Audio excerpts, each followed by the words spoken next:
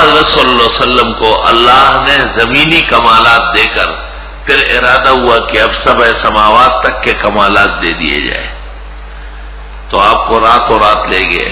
مسجد حرام میں آپ عبادت فرما رہے تھے، اور بعض روایات میں ہے کہ ام ہانی کے گھر پر تھے، جو علی کی بہن تھی، ابو طالب کی بیٹی تھی، تو وہ بھی مسجد حرم میں گھر تھا، کیونکہ جیسے امام کا کمرہ مسجد میں ہوتا ہے اور مؤذن کا گھر مسجد میں ہوتا ہے، یہ لوگ بھی متولیان کعبہ تھے اور ان کے گھر بھی مسجد حرام میں تھے، ایک ہی بات ہے۔ سرا یسری اور اسرا یسری، اسرا متعدی ہے لے جانا، اور سرا کے معنی چلنا، راتوں رات چلنا۔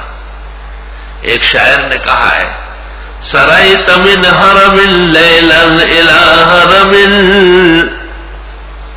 سرایت من حرم لیلا الى حرم، کما سر البدر فی داج من الظلم،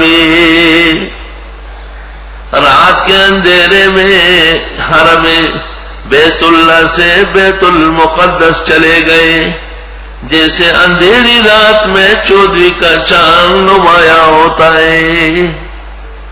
سرایت من حرم لیلا الی حرم، کما سر البدر فی داج من الظلم۔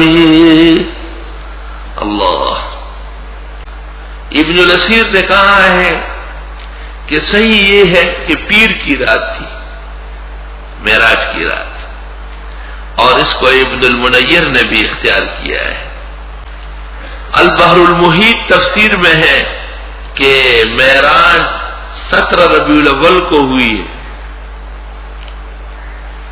اور رسول اکرم صلی اللہ علیہ وسلم کی عمر شریف 51 سال 9 مہینے اور 28 دن تھی، یہ بھی ایک قول ہے۔ 51 سال 9 مہینے اور 28 دن، اور یہ بھی قول ہے کہ ربیع الثانی کی 27ویں رات تھی۔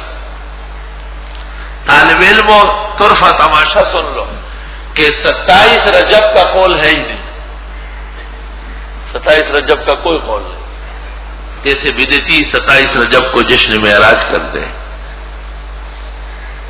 محدثین 2 قول جانتے ہیں، ایک 17 ربیع الاول اور دوسرا 27 ربیع الثانی۔ آئے کہتے ہیں 27 رجب ہے۔ ظاہر ہے جب یہ قول مذکور نہیں ہے تو اگر ہوگا بھی تو شاذ قول ہوگا، اور شاذ قول پر نظریات کا متفرق ہے۔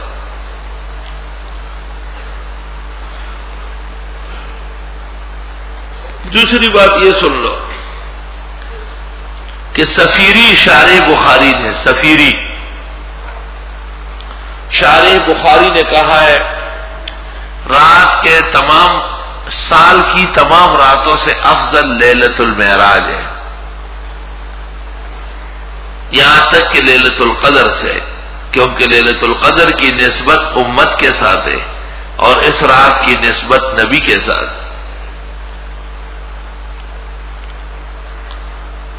آگے ایک جملہ سن لو، نعم، ہاں یہ ماننا پڑے گا، لم یشرع التعبد فیہا، اس رات کی کوئی عبادت نہیں ہے، والتعبد فی لیلۃ القدر مشروع الی یوم القیامہ، اور لیلۃ القدر کی عبادت قیامت تک جاری ساری رہے گی۔ سبحان یمجد تعالی نفسہ، اللہ اپنی عظمت بیان کرتا ہے، وَيُعَزِّمُ شَانَهُ، اپنی شان بڑھاتا ہے، لِقُدْرَتِهِ عَلَى مَا لَا يَقْدِرُ عَلَيْهِ أَحَدٌ سِوَاهُ، کہ جو قدرت اس کو ہے کسی اور کو نہیں ہے، فَلَا إِلَٰهَ غَيْرُهُ وَلَا رَبَّ سِوَاهُ، نہ کوئی معبود اور ہے نہ پالنے والا کوئی اور ہے۔ مسئلہ ربوبیت چل رہا ہے آخری اسراء تک۔ بنی اسرائیل سورت کا ایک نام سورہ اسراء ہے۔ اللہ سبحان الذی اسریٰ بعبدہ، اے فی جنح اللیل، رات کے اندھیرے میں، من المسجد الحرام وهو مسجد مکہ الى المسجد الاقصى وهو بیت المقدس الذي بإيليا معدن الانبیاء، من لدن ابراہیم علیہ السلام، وہاں تمام انبیاء جمع تھے اور حضرت نے ان کو نماز پڑھائی، کیونکہ آپ امام اعظم ہیں، رئیس مقدم ہیں۔ اللہ اکبر۔ یہ 3 سفر ہے رسول اکرم کے، ایک مسجد حرام سے مسجد اقصی تک، اس کو کہتے ہیں اسراء، اور یہ متواتر ہے، اس کا منکر قطعی کافر ہے۔ مسجد حرام سے مسجد اقصی کا سفر، اور دوسرا سفر ہے مسجد اقصی سے 7 سماوات تک، اس کو کہتے ہیں معراج، اور تیسرا سفر ہے 7 سماوات سے لامکان تک، اس کو کہتے ہیں اعراج۔ بیت المقدس تک کا سفر اسراء ہے، موقتی ہے، اور بیت المقدس سے 7 سماوات تک کا سفر 30 صحابہ کی اخبار احاد سے ثابت ہے، لیکن توارث کے درجے میں ہے، اور 7 سماوات سے لامکان تک کا سفر صوفیہ ذکر کرتے ہیں، اس کو اعراج کہتے ہیں۔ تفصیل کے لیے جلال سیوطی کی الخصائص الکبریٰ اور نجم الدین کبریٰ کے الرسائل النجمیہ، اور محقق الاثر مولانا سرفراز خان مدظلہ کی ضوء السراج فی تحقیق المعراج،